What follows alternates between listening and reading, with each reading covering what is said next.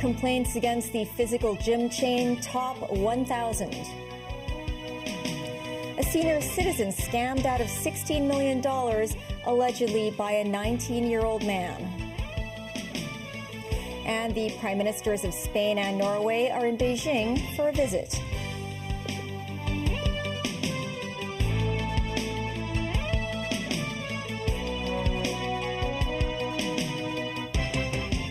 Hello, I'm Melissa Hekalea, and this is TVB News. The number of complaints against gym chain Physical received by the Consumer Council has topped 1,000. Trainers also filed reports with the police today against the chain over delayed wage payments and possible fraud involved in its closure. Jackie Lin has the story. Multiple former physical fitness trainers made their reports at the Chimsha police station. They say that the gym chain owes them wages and mandatory contributions to their mandatory provident fund accounts. 5 days before its closure, Physical still rolled out the $1,000 special commission scheme for trainers who can sell more than 30,000 Hong Kong dollars worth of prepaid packages to new customers. One of the fitness coaches, Mr. Feng, said Physical has 700 plus employees, meaning more than 700 families are affected by the closure. He hopes the matter can be solved as soon as possible. District Councillor Chen Siu-tong noted the suspected elements of fraud. He said the hard-selling practice, especially before the abrupt closure, could be a last-ditch effort to boost sales and cobble up money. Physical announced on Saturday that a new investor and the landlord of the Wan Chai branch had reached a preliminary consensus. The Wan Chai branch will reopen under a new brand name, Healthy. The new investor promised to provide new services for existing customers. Still, the Consumer Council has received 1,000 complaints involving $31 million. The most serious case involves $650,000. Julie Wang, chief executive of the Consumer Council, said in that particular case, the trainer coaxed the client into signing 4 different contracts. Wang added Physical might have violated the Trade Descriptions Ordinance if it continues to take new customers while being aware of its financial inability to continue providing the promised services. The Customs and Excise Department earlier said it has set up a team to look into any allegations or possible violations of the Trade Descriptions Ordinance related to Physical's temporary closure. Jackie Lin, TVB News. A 74-year-old man was scammed out of $16 million. Police have arrested a 19-year-old man in connection with the case. Investigations show that the suspect is a victim of another scam in which he was asked to conduct a secret mission. Mimo Singai reports. The 74-year-old man received a phone call last month. The caller told him that he was involved in a criminal case on the mainland and had to undergo a wealth inspection.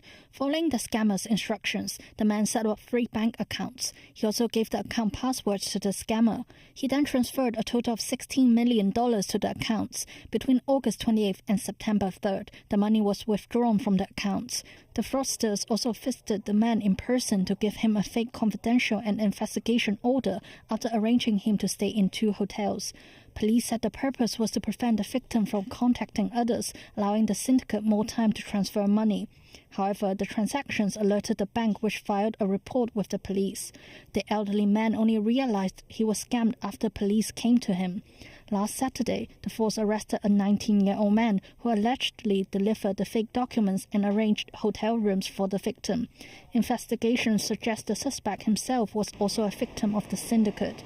He was asked by fraudsters to accomplish a secret mission to make up for what was said to be his previous involvement in a mainland legal case. News 9, TVB News. A green group today said dangerous microplastics are commonly found in the bodies of wild animals in Hong Kong. Mimo Singai again. Greenpeace collected 100 samples of animal feces in 7 countryside areas between June and August 2022. They wanted to find out if microplastics, fragments of any type of plastic less than 5 millimeters, would be found in the bodies of 5 types of wild animals, including water buffaloes, wild boars, and cows. Among the 100 samples, 85% were detected to contain microplastics. The concentration of microplastics was highest in cow feces, with a median of 65.5 pieces per gram. Meanwhile, the detected types of microplastics were mainly polyethylene and polypropylene. Greenpeace said plastic pollution can have consequences, posing a dangerous risk to the food chain.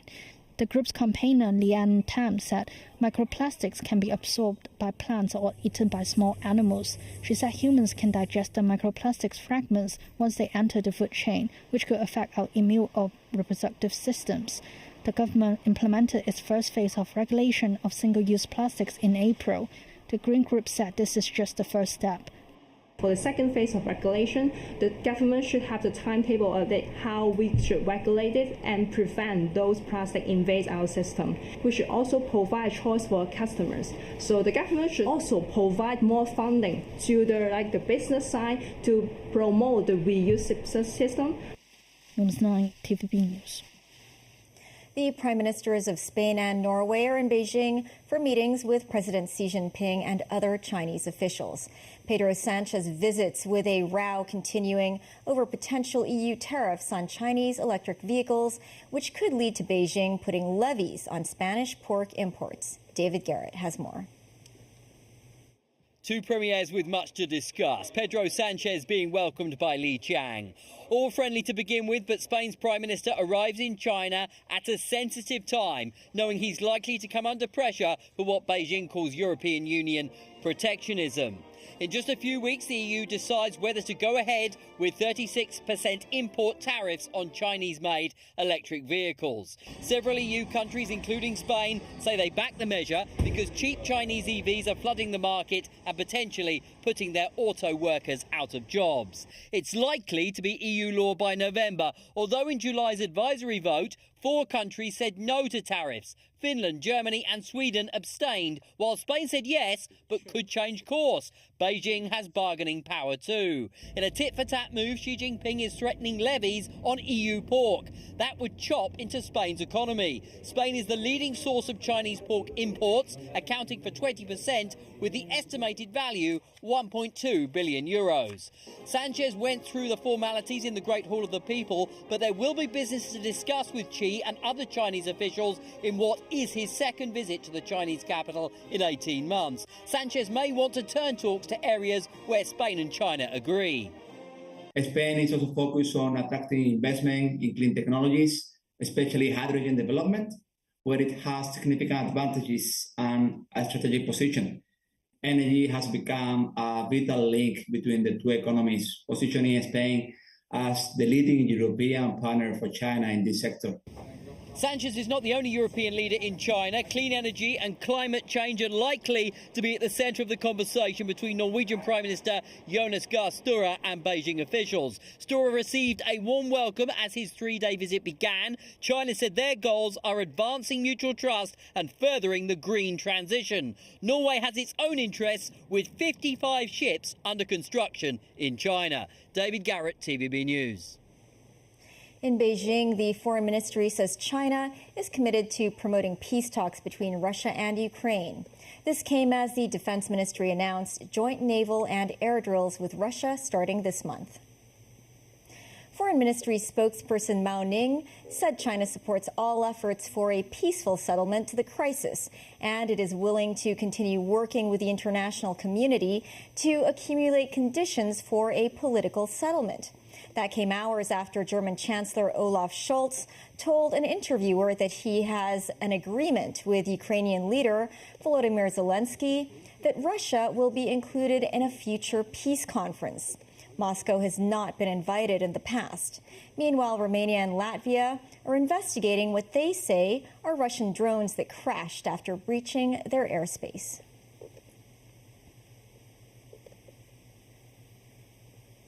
A fuel tanker collided head-on with another truck in Nigeria on Sunday, causing an explosion that killed at least 48 people.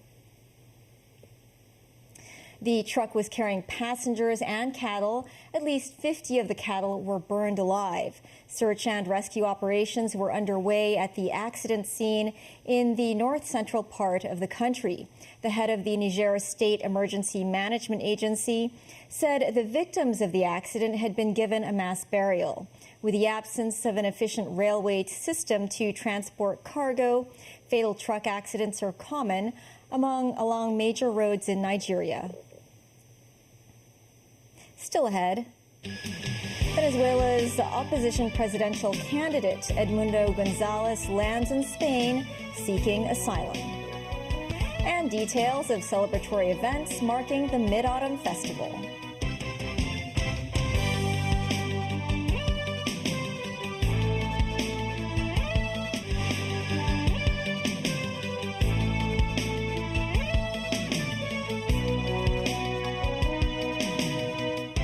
Welcome back. Former Venezuelan presidential candidate Edmundo Gonzalez arrived in Spain Sunday after fleeing into exile as part of a negotiated deal with Nicolas Maduro's government. This as millions of Venezuelans and dozens of foreign governments see Gonzalez as the undisputed winner of the country's July 28th presidential election.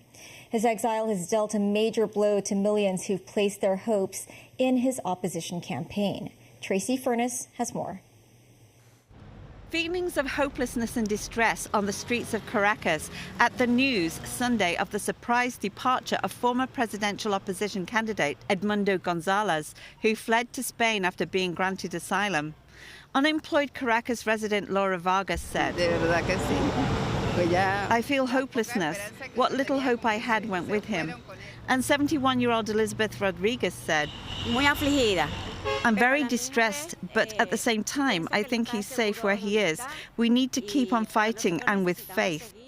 Opposition leader Maria Corina Machado said Gonzalez feared for his life during his stay in Venezuela. Gonzalez, a 75-year-old diplomat, was a last-minute stand-in when Machado was banned from running in the presidential race. Previously unknown to most Venezuelans, he rapidly ignited the hopes of millions in a country desperate for change after a decade-long economic freefall. Venezuela's Attorney General Tariq William Saab said his office had first-hand knowledge of the exact moment Gonzalez entered Spain's embassy in Caracas seeking asylum. "We were informed of his request for asylum under international human rights law. The governments of Venezuela and Spain agreed to grant safe passage to Gonzalez so that he could leave the national territory and take asylum granted by Spain." Spain's foreign ministry said in a statement that Gonzalez arrived at the Torrejón de Ardes military base Sunday with his wife. Gonzalez was seen by the US, the EU and other powers in the region as the winner of the disputed July presidential election. His departure came a week after Venezuelan authorities issued an arrest warrant for him, accusing him of conspiracy and other crimes. Tracy Furness, TVB News. The two-day Philanthropy for Better Cities Forum is being held at the West Kowloon Cultural District. The opening ceremony was attended by Chief Secretary for Administration Eric Chan and the CEO of the Hong Kong Jockey Club.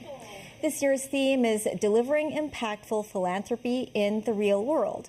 It includes the launch of a commission on Asian philanthropy. In a video speech, Chief Executive John Lee said Hong Kong is home to more than 10,000 tax-exempt charities. Lee said the city is set to attract even more philanthropic investment and capital to help boost its status as a global philanthropic center.